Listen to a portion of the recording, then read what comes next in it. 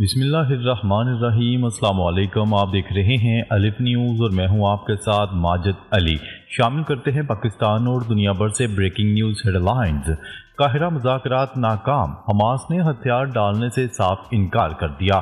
غزہ میں جاری اسرائیل حماس جنگ کو ختم کرنے کے لیے مصر کے دارالحکومت قاہرہ میں ہونے والے مذاکرات کسی نتیجے کے بغیر ختم ہو گئے ہیں۔ غیر ملکی خبرساں ادارے کی رپورٹ کے مطابق ان مذاکرات کا مقصد جنگ بندی کی بحالی اور اسرائیلی یرغمالیوں کی رہائی تھا، تاہم کوئی نمایاں پیش رفت نہیں ہو سکی۔ ذرائع کے مطابق حماس نے اپنا موقف برقرار رکھتے ہوئے واضح کر دیا ہے کہ کسی بھی معاہدے کی بنیاد جنگ کا مکمل خاتمہ اور غزہ سے اسرائیلی انخلاء ہونا چاہیے۔ ادھر اسرائیل کا موقف ہے کہ جب تک حماس کو مکمل شکست نہ دی جائے فوجی کارروائیاں جاری رہیں گی۔ مصری حکومت نے نئی جنگ بندی تجویز پیش کی جس میں حماس سے ہتھیار ڈالنے کا مطالبہ کیا گیا، تاہم حماس نے اس تجویز کو مسترد کر دیا۔ ایک حماس رہنما کے مطابق ہم صرف اس صورت میں جنگ بندی پر تیار ہیں جب اسرائیل مکمل طور پر جنگ بندی کرے اور فوجی انخلاء کرے، ہتھیار ڈالنے پر کوئی بات چیت نہیں ہو سکتی۔ خبر کے اگلے حصے میں بات کرتے ہیں ڈونلڈ ٹرمپ کی ایران کو دھمکی، جوہری خواب دیکھنا بند کرو ورنہ سنگین نتائج کے لیے تیار ہو جاؤ۔ امریکی صدر ڈونلڈ ٹرمپ نے ایران کو ایک بار پھر کھلے الفاظ میں دھمکی دے دی اور کہا کہ اگر ایران نے جوہری ہتھیاروں کی دوڑ میں شامل ہونے کی کوشش کی تو اسے سنگین ردعمل کا سامنا کرنا پڑے گا۔ اوول آفس میں میڈیا سے گفتگو کرتے ہوئے صدر ڈونلڈ ٹرمپ نے کہا کہ ایران جوہری ہتھیاروں کا خواب دیکھنا چھوڑ دے ورنہ اسے اس کے نتائج بھگتنا ہوں گے۔ ڈونلڈ ٹرمپ کا کہنا تھا کہ ایران ہم سے معاہدہ چاہتا ہے مگر یہ نہیں جانتا اس تک پہنچنا کیسے ہے۔ انہوں نے دعویٰ کیا کہ وہ ایرانی مسئلے کو حل کر دیں گے۔ صدر ڈونلڈ ٹرمپ نے واضح کیا ہے کہ ان کے دور صدارت میں ایران کو جوہری ہتھیار حاصل کرنے کی اجازت نہیں دی جائے گی۔ اگر ایران جوہری عزائم ترک کر دے تو وہ ایک عظیم قوم بن سکتا ہے۔ خبر کے اگلے حصے میں بات کرتے ہیں امریکہ کا اسرائیل کو نیا تحفہ، $18 کروڑ کے فوجی انجن دینے کی منظوری۔ امریکہ نے اسرائیل کو $118 ملین مالیت کے ہیوی وہیکل انجن فروخت کرنے کی باضابطہ منظوری دے دی ہے۔ غیر ملکی خبرساں ادارے کی رپورٹ کے مطابق امریکی دفاعی سلامتی تعاون ایجنسی نے تصدیق کی ہے کہ یہ معاہدہ اسرائیلی افواج کی ضرورت کے مطابق کیا گیا ہے تاکہ وہ تمام فوجی نقل و حرکت کو مزید مؤثر بنایا جا سکے۔ امریکی محکمہ خارجہ کا کہنا ہے کہ ان انجنز کو آرمرڈ پرسنل کیریئرز میں استعمال کیا جائے گا جس سے سرحدی دفاع اور فوجی رسپانس کی صلاحیت میں اضافہ ہوگا۔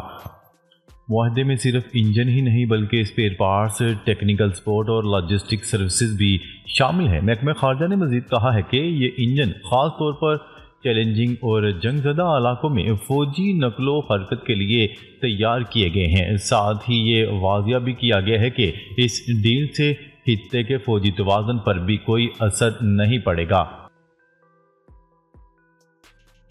خبر کے اگلے حصے میں بات کرتے ہیں بھارت کا جدید لیزر ہتھیاروں کا کامیاب تجربہ کرنے کا دعویٰ۔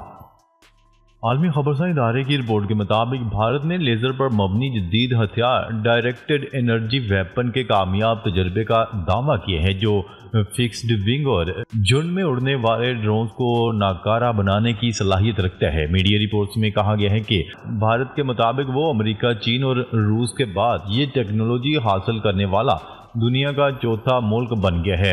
مذکورہ تجربہ آندھرا پردیش کے ضلع کرنول میں واقع نیشنل اوپن ایئر رینج میں کیا گیا ہے جہاں AMK-2 لیزر DW نظام کا پہلا کامیاب تجربہ کیا گیا۔ بھارتی ادارے defence research and development organisation کے مطابق یہ ہائی پاور لیزر ہتھیار دیگر چھوٹے اہداف کو گرانے کی صلاحیت رکھتا ہے۔ DRDO کے چیئرمین نے بھارتی خبرساں ایجنسی کو بتایا کہ میری معلومات کے مطابق اب تک صرف امریکہ، روس اور چین اس صلاحیت کا مظاہرہ کر چکے ہیں۔ اسرائیل بھی ایسی ٹیکنالوجی پر کام کر رہا ہے اور ہم چوتھے یا پانچویں ملک ہیں جنہوں نے اس کا مظاہرہ کیا ہے۔ سمیر وی کامت کا مزید کہنا تھا کہ یہ technology science fiction film star war میں بھی دکھائی گئی صلاحیتوں سے مشابہت رکھتی ہے۔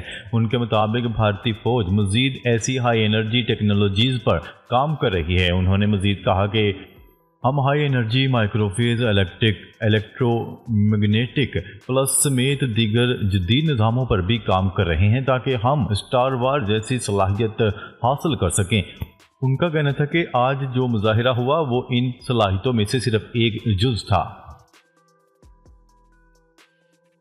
خبر کے اگلے حصے میں بات کرتے ہیں غزہ جنگ بند کرو، اسرائیل کے اندر بھرپور مہم جاری۔ مزید اسرائیلی فوجی و گریجویٹ غزہ جنگ خاتمے کے مطالبے میں شامل ہو گئے۔ غیر ملکی خبرساں ادارے کی رپورٹ کے مطابق اسرائیلی فوج کے 1600 سے زائد سابق فوجی اہلکاروں کے دستخط مہم میں شمولیت ہوئی ہے اور غزہ جنگ کے خاتمے کے لیے دستخط مہم اسرائیل میں بھرپور جاری ہے۔ ملٹری انٹیلیجنس یونٹ کے 170 اہلکاروں نے الگ سے بھی دستخطی مہم شروع کر دی۔ دستخط مہم کے ذریعے مطالبہ کیا جا رہا ہے کہ نیتن یاہو فوری طور پر جنگ کا خاتمہ کریں۔ دستخط کرنے والوں میں فضائیہ کے ریزروسٹ، ڈاکٹرز، بحریہ کے ریزروسٹ بھی شامل ہیں۔ اسرائیلی وزیر اعظم نیتن یاہو نے دھمکی دی ہے کہ وہ فوجی اہلکاروں کو فوری طور پر برطرف کر دیں گے جنہوں نے اسرائیلی اسیران کی رہائی کو یقینی بنانے کے لیے غزہ پر جنگ کے خاتمے کے لیے درخواستوں پر دستخط کیے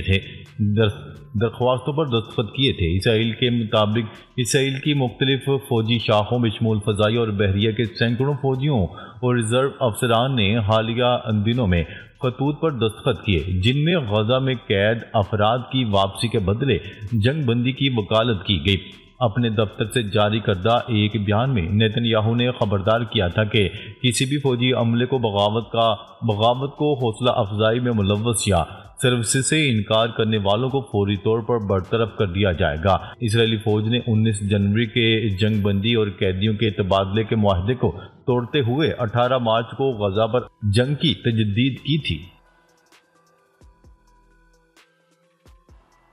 خبر کے اگلے حصے میں بات کرتے ہیں سعودی و ایرانی وزیر خارجہ کا ٹیلی فونک رابطہ، علاقائی امور پر تبادلہ خیال۔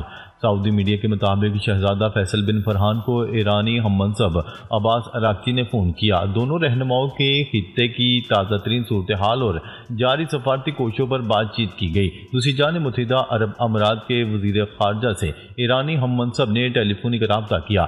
دونوں رہنماؤں کا امریکہ اور ایران کے مذاکرات کی تازہ ترین صورتحال پر تبادلہ خیال کیا گیا۔ وزیر خارجہ UAE شیخ عبداللہ بن زید ال نہیان کی جانب سے ایران کی مذاکرات میں حصہ لینے کی تعریف کی اور کہا کہ اس طرح کی کوششیں خطے کی سیکیورٹی اور استحکام کے لیے اہم ہیں۔ خبر کے اگلے حصے میں بات کرتے ہیں موساد کے 3 سابق اہلکار اور 250 سے زائد اہلکاروں کا بھی غزہ جنگ ختم کرنے کا مطالبہ۔ اسرائیل کی خفیہ ایجنسی موساد کے 3 سابق سربراہان سمیت 250 سے زائد افسران اور اہلکاروں نے حکومت سے غزہ جنگ کے خاتمے اور تمام یرغمالیوں کی واپسی کا مطالبہ کر دیا۔ اسرائیلی میڈیا کے مطابق یہ بیان سابق مذاکرات کار ڈیوڈ میدان کی جانب سے جاری کیا گیا جس پر موساد کے سابق سربراہان کے دستخط بھی موجود ہیں۔ موساد افسران نے اسرائیلی فضائیہ کے اہلکاروں کے اس خط کی مکمل حمایت کر دی جس میں حکومت پر زور دیا جا رہا ہے کہ وہ جنگ بند کرے اور یرغمالیوں کو بحفاظت واپس لائے۔